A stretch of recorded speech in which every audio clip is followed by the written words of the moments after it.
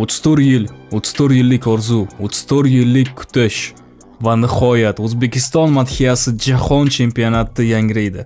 Welcome to the FIFA World Cup Uzbekistan. I'm thrilled to congratulate 1991-yil O'zbekiston mustaqil bo'ldi. Jumhuriyatimizda mustaqillik kuni umumxalq bayrami. Futbol ham o'z tarixini boshladi. 1998-yil birinchi saralash final bosqichiga bordik, lekin 4-o'rin yana orzu buzildi. 2006-yil Bahrayn bilan o'yin, gol urdik, hakam bekor qildi.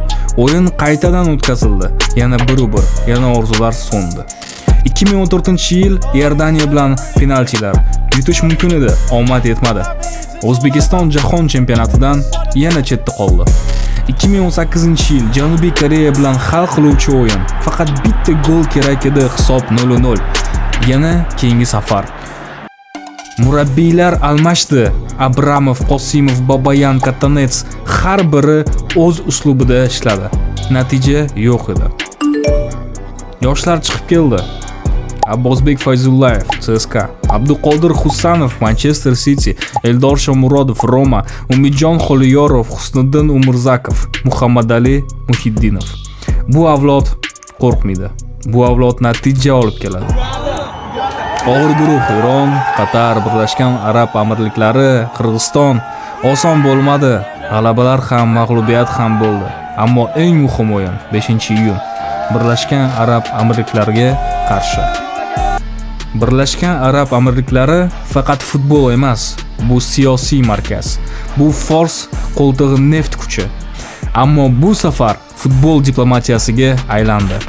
Aeroportlarda yuzlab o'zbek muxlislar so'roq qilindi, pasportlar olib qo'yildi. Kirish bekor qilindi, muxlislarga faqat 960 ta joy berildi, chekka joylar. Bayroq baraban taqiqlangan, bu oddiy o'yin emas, bu bosim edi. Bizani 8 soatdan beri prosta pasportimizni olib ushlab o'tirishibdi. Sababi o'zbek bo'lganimiz uchun. Mana shuncha akalar mana Samarqanddan uchdik, to'g'rimi? 8. Na pasportimizni beryapti, na jo'natyapti. Mana hech narsa yeganlari yo'q, hech narsa ichganlari yo'q. Afsuski, hozir minglab vatandoshlarimiz bu yerda turibdi. O'zlarining sektorlari bo'm-bo'sh, markaziy sektorlari ham, qolgan sektorlar hammasi bo'm-bo'sh. Eshiklarning tagiga politsiyalarni qo'yib tashlashgan. $100 bo'lsa ham, $200 bo'lsa ham vatan uchun bilet olamiz deyapti vatandoshlarimiz. Yo'qlik. Undan tashqari, boshqa sektorlarga kimdir olib qo'ygan bilet, o'sha biletni ham o'tkazmayapti. U ham mayli. Masalan, men Fazilov Abdurahmonman, lekin Rovshan degan odam действующий, ishlaydigan bilet bilan kelib, mana Fazilov Abdurahmon desa, masalan deyapman. Lekin yerda pasportingni ko'rsat deyapti. Mana men Rovshanman, lekin bu Fazilov Abdurahmon meni akam desam, yo'q deyapti, qaytarib yuboryapti. Mana sizlarga arablarning mehmondo'stligi. Arablarning emas, ming bor uzr, imine Birlashgan Arab Amirliklaridagi mana shu futbol oilasi nahiyonlarda mana shu qilayotgan ishlari. Inna lillahi, inshaalloh albatta g'alaba qozonamiz. Shu yerdan turib bo'lsa ham baqirib muxlislik qilamiz. 5-iyun 2025-yil Abu Dhabi O'zbekiston Birlashgan Arab Amirliklari bilan o'yin Al Nahyan stadionida bo'lib o'tdi. Sig'imi atiga 12,000 ta odam. Ular bu o'yinni Birlashgan Arab Amirliklarida mavjud eng yirik stadionlardan birida o'tkazishlari mumkin edi. Zayed Sport City 43,000 ta tomoshabin, Muhammad bin Zayed 42,000 ta tomoshabin, lekin tanlov eng kichik stadionga tushdi. Bu esa muxlislarga nisbatan bosimning yana bir belgisi edi. Hele romana, hele romana. O'tkir Yusupov bu saralash bosqichida, ayniqsa oxirgi o'yinda birorta gol o'tkazmadi. U bir necha hal qiluvchi sevlar bilan jamoani saqlab qoldi.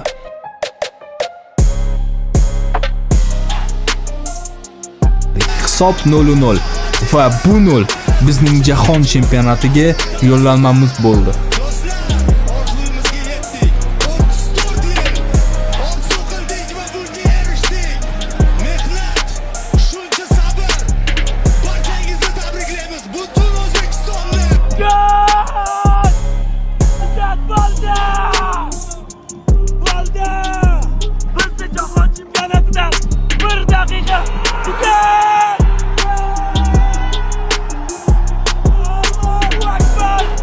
Allah!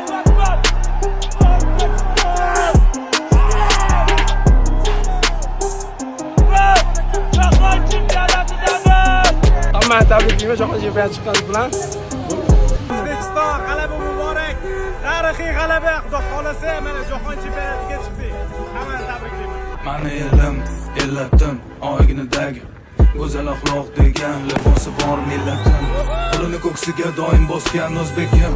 Mani elim, g'ururim, jonim futbol bo'lsin agar mani kamda har dam. Salom alaykum bor oqibatda oxiridagi moddam xotirjam o'zbekim mani millatim donishmand devonxonam. Bu yerlarni kezdi bo'lib haron aqli xarobotilar. Devon mashoyix abdollar Ibn Sino bobolarim Hazrati Naqshband darajati ulug'lar balogardonlar. Kerani koinot sirlarini bilishni istar hamon bu. Assalomu alaykum.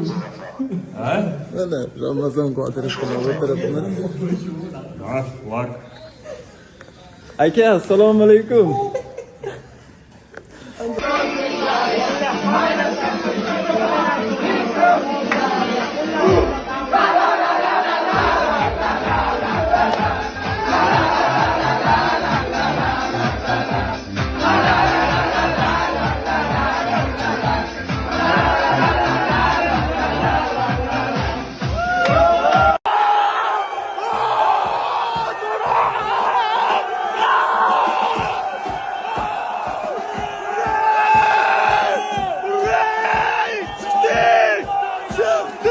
Çıktık. Wow. Bolalar rahmat sizlere. Hammadan bitta yurak. Akalar mana kelishyapti. Faqat bitta like bosmasanglar bo'lmaydi. Hey! Nimaga?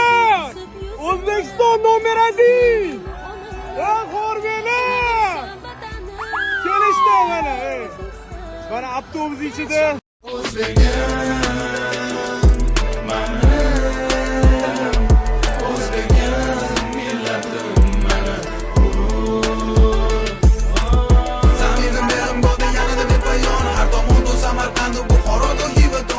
Ha, arab do'stim, bizlar Amerikaga boramiz. Sizlar esa bormaysizlar. Qotib, poylab turishibdi bular bizniklarni olib chiqamiz deb. Bechora arablar, bizniklarni bayram qilyapti. U tomonda bayram qilyapti. Mazza akalar, mazza. Gap bo'lishi kerak. Qanaqa zo'r bo'ldi-ya. Qiyinchiliklar bilan qo'ldan kelgan любой ishni qilishda baribir g'alaba bizniki bo'ldi. Chunki Alloh adolat va haqiqat tomonda akalar. Biz haq edik, bular nohaq edi. Bular любой kirdikorlar qildi. Lekin adolat qaror topdi. Mana bayram. Bugun ertalabgacha o'zbeklar gudek qiladi akalar. Ertalabgacha. Aniq aytaman sizga. Abu Dabini Dubayda titratamiz.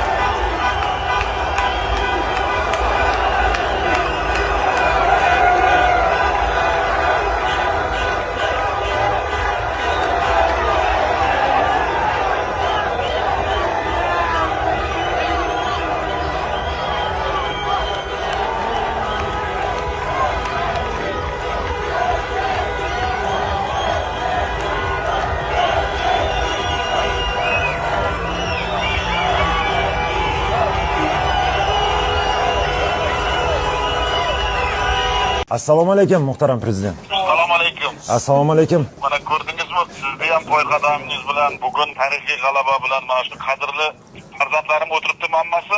Hammasi shu yerda sizni tabriklashyapti, chunki bu g'alabada sizni hissangiz katta. Biz juda faxrlanyapmiz shunaqa prezidentimiz borligidan. Brother, we are going USA, but you are not. 34 yil kutdik. 34 yil yig'ladik. 34 yil orzu qildik, endi esa O'zbekiston ilk bor jahon chempionatida. Bu yakun emas. Bu boshlanish.